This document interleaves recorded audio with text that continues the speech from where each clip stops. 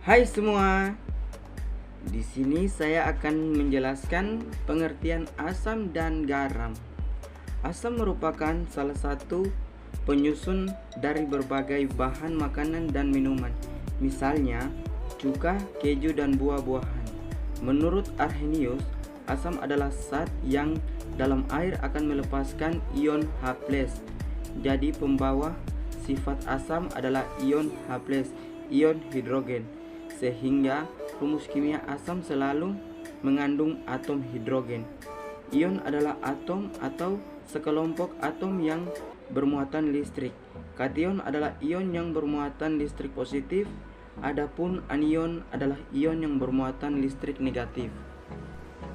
Sifat khas lain dari asam adalah dapat bereaksi dengan berbagai bahan seperti logam, marmer, dan keramik. Reaksi antara asam dengan logam bersifat korosif.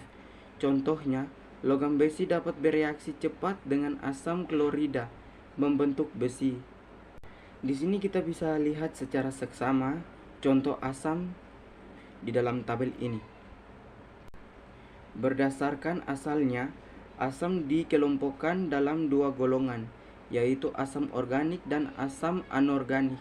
Asam organik umumnya bersifat asam lemah, korosif, dan banyak terdapat di alam.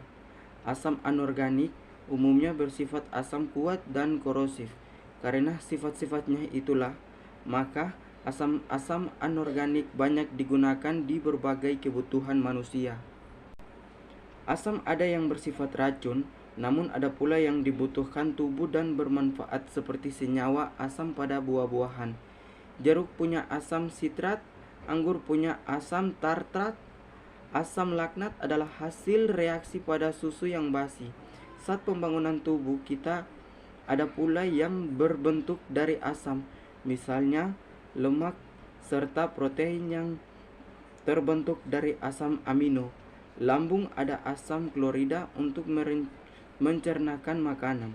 Pada darah terkandung asam karbonat dan asam fosfat yang berperan dalam pengangkutan makanan.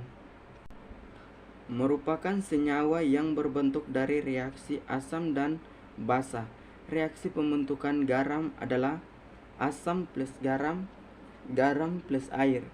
Garam dapur diperoleh dari air laut yang mengalami penguapan dan kristalisasi untuk menjadikannya garam beriodium hasil proses iodisasi. Orang mengalami sakit perut disebabkan asam lambung yang meningkat. Untuk menetralkan asam lambung digunakan antasik atau antasik mengandung basa yang dapat menetralkan kelebihan asam lambung. Umumnya zat-zat dengan sifat yang berlawanan seperti asam dan basa cenderung bereaksi membentuk zat baru. Bila larutan asam direaksikan dengan larutan basa, maka ion H+ dari asam akan bereaksi dengan ion H negatif dari basa membentuk molekul air. Oke, terima kasih sudah mendengarkan penjelasan saya di saat siang hari ini.